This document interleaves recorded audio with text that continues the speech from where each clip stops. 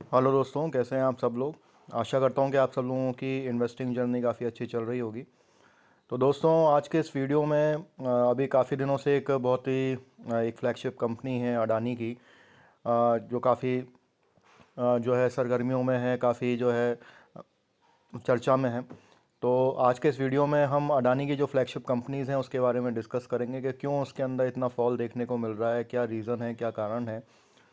हालांकि मैं आप लोगों को बता दूं कि मैं कोई ना ही इसका कोई फॉलोवर हूं, ना ही इसका कोई मैं ये कहूँगा कि कोई ख़राब कंपनी है। तो मैं बिल्कुल आपको एक न्यूट्रल और एक बिल्कुल ऑनेस्ट इसका रिव्यू बता के दूंगा कि क्यों अब अडानी के अंदर फ्री फॉल आ रहा है और क्यों 2022 में इसके अंदर इतना राइज देखने को मिला था और इतनी तेज़ भागे थे अडानी के सारे शेयर्स। जो भी इसकी फ्लैगशिप कंपनीज़ हैं, 5 जो कंपनीज़ हैं, वो क्यों इतना राइज़ करी और अब क्यों इसके अंदर फॉल आ रहा है।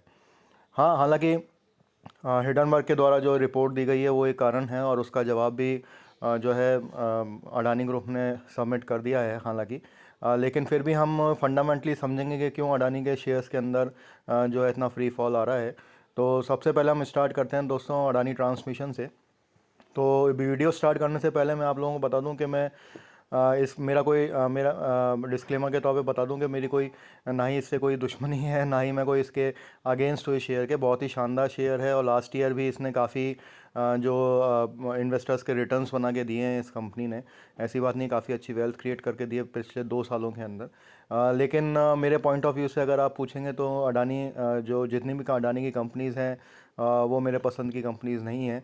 क्योंकि जो मैं जिस मेट्रिसेस पे और जिस की फैक्टर्स पे कंपनीज़ को एवेल्यूएट करता हूँ उस पे बिल्कुल ज़ीरो आती है। तो मैं आप लोगों के साथ वो चीज़ डिस्कस करना चाहूँगा दोस्तों। तो सबसे पहली चीज़ होती है पी, मैंने आप लोगों को बताया, प्राइस टू अर्निंग रेशो। तो इस प्राइस टू अर्निंग रेशो में बेसिकली जो होता है, जो हमारे ऑपरेटर्स होते हैं और जो मार्केट होता है वो इसका वैल्यूएशन तय करता है।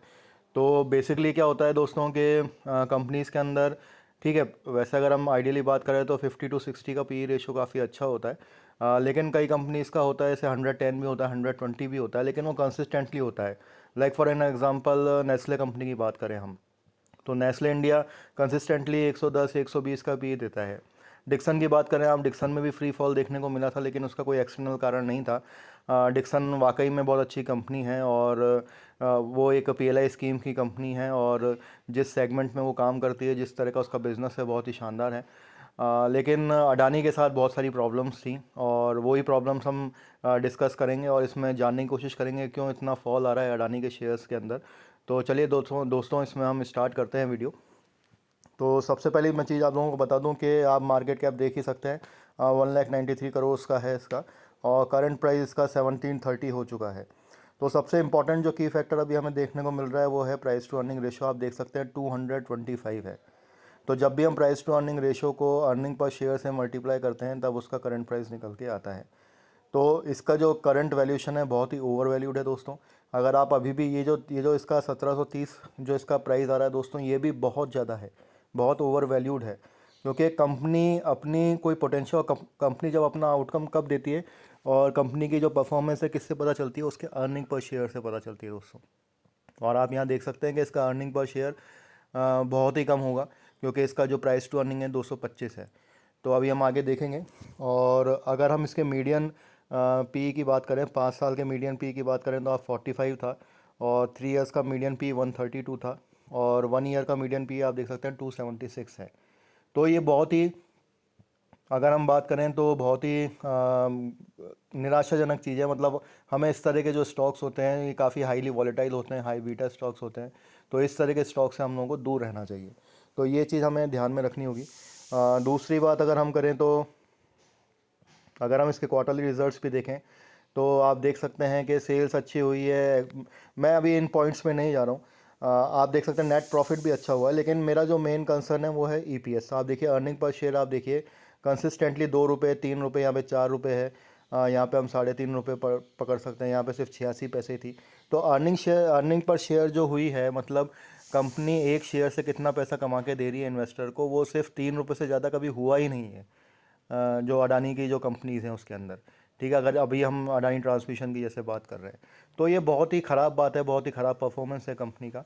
तो मेरी जो मेरा जो इवैल्यूएट करने का जो मैट्रिसेस होता है उसमें ये खरा नहीं उतरता, क्योंकि प्राइस टू अर्निंग एक तो बहुत ज़्यादा है और अर्निंग पर शेयर कुछ है नहीं इसका।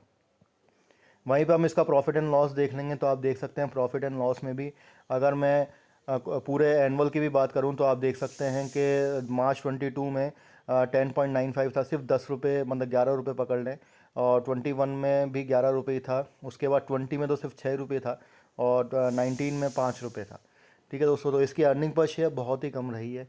हालांकि इसने प्रॉफिट दिखाया है, कंपनी काफ़ी प्रॉफिट दिखा रही है, उसका भी एक कारण है, मैं आपको आगे वीडियो में बताऊंगा जब हम इसकी बैलेंस शीट देखते हैं तब।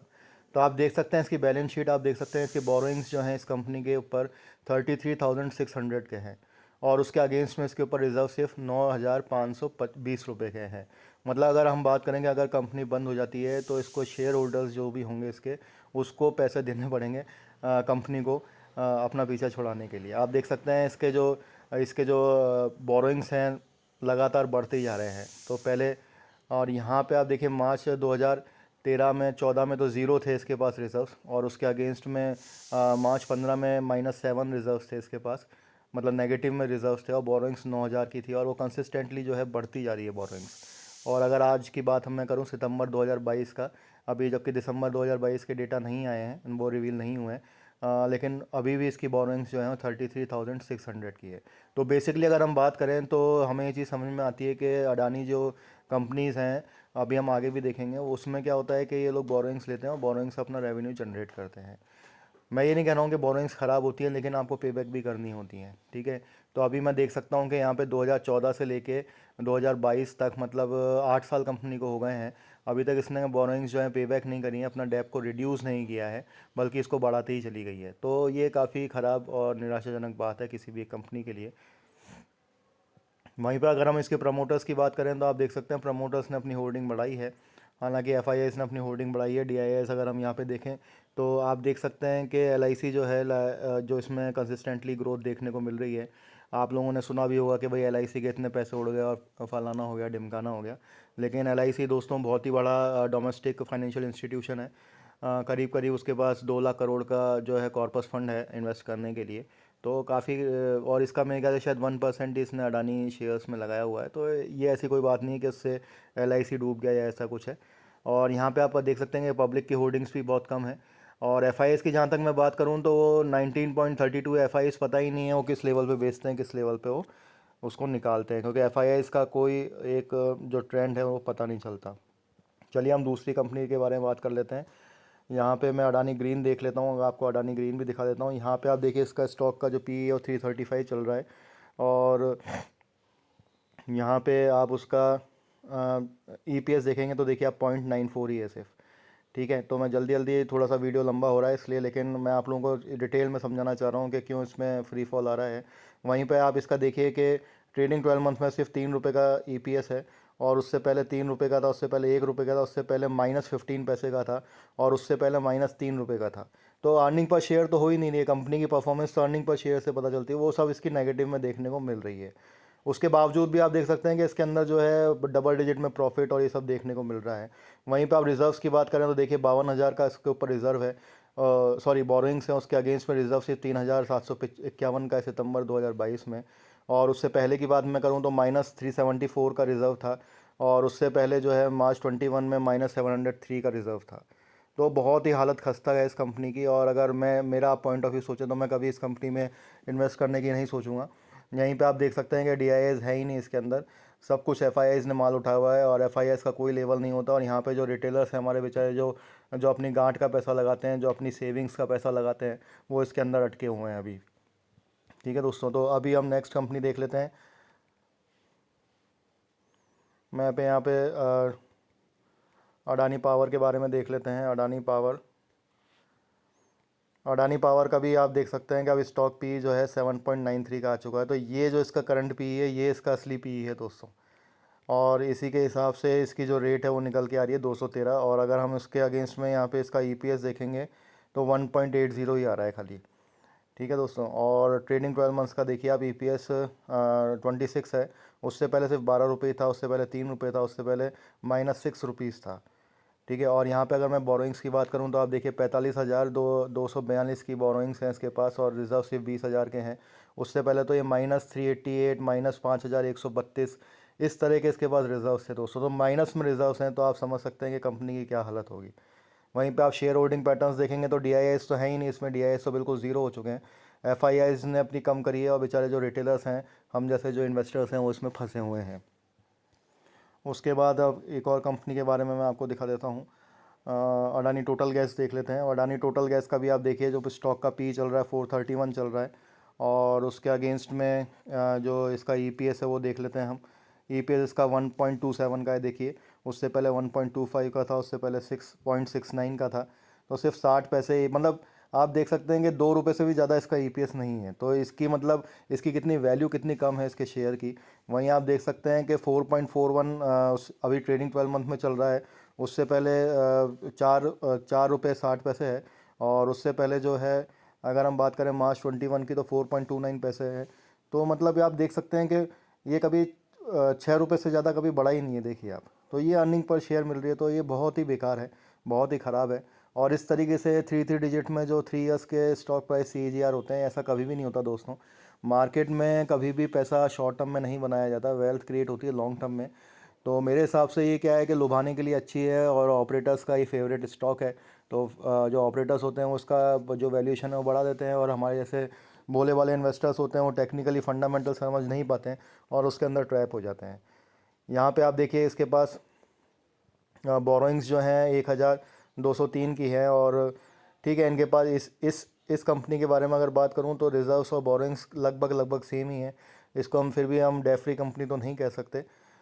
तो यहाँ पे आप प्रमोटर्स होल्डिंग्स देखेंगे तो पब्लिक 1.85 है, और FIS 17.25 है, और DIS 6.09 है।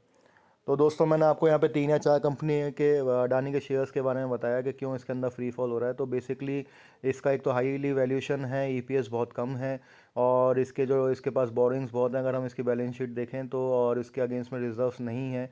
तो दोस्तों मेरा आप लोगों को यही सजेशन है। वैसे आफ्टर ऑल इन्वेस्टिंग जो आपको डिसीजंस लेने हैं आपको ही लेने हैं, लेकिन अगर आप मेरा पॉइंट ऑफ व्यू पूछेंगे तो मैं तो ये कहूँगा कि इन अडानी की जितनी भी कंपनीज़ हैं इससे आप दूरी बना के रखें। और ये मैं अभी से नहीं कह रहा, मैं पहले से ही कहता आ रहा हूँ कि जो भी हाई पी पे जो ट्रेड करते हैं शेयर्स, उनमें नहीं आपको पैसा डालना चाहिए। आपको उनकी बैलेंस शीट पढ़नी चाहिए, क्वार्टरली रिजल्ट्स आपको ट्रैक करने चाहिए, तभी आपको समझ में आता है। और कभी भी मार्केट के हिसाब से, या जो आपको फेक जो टिप्स मिलती रहती हैं कि भाई पैसा लगा दो 2 दिन में 2.5 गुना पैसा मिल जाएगा, फलाना मिल जाएगा, और 5 महीने में आपका पैसा 10 गुना हो जाएगा, ये सब फालतू की बातें होती हैं दोस्तों। इस तरीके से हमें ट्रैप नहीं होना चाहिए। हमें टेक्निकली फंडामेंटल्स पे और फैक्ट्स पे हमें बात करनी चाहिए, और उसकी बैलेंस शीट हमें देखनी चाहिए, तब हमें समझ में आता है, और इवेल्युएट करना चाहिए इन मैट्रिसेस के ऊपर। तो इन जो मेरी मैट्रिसेस हैं उनके ऊपर ये बिल्कुल ज़ीरो आती है कंपनी। तो मेरा तो इसमें ओपिनियन यही है कि मैं इस कंपनी से दूरी बना के रखूँगा। मेरे को कोई शौक़ नहीं है, चाहे ये कंपनी मेरे को 10 साल 2 दिन के अंदर या 2 महीने के अंदर भी मेरे 1 लाख कोई 2 करोड़ भी बना के देगी, तो भी मैं कभी इस कंपनी के अंदर इन्वेस्ट नहीं करूँगा दोस्तों। तो ये मेरा ओपिनियन है। After all at the end जो आपको इन्वेस्ट करना है वो आपकी इच्छा है, आप लोगों का डिसीजंस होगा। तो आप लोगों को कैसा लगा वीडियो दोस्तों? अगर आप लोगों को अच्छा लगा हो तो प्लीज़ इसको लाइक करें, शेयर करें, सब्सक्राइब करें, and keep on investing. Thank you.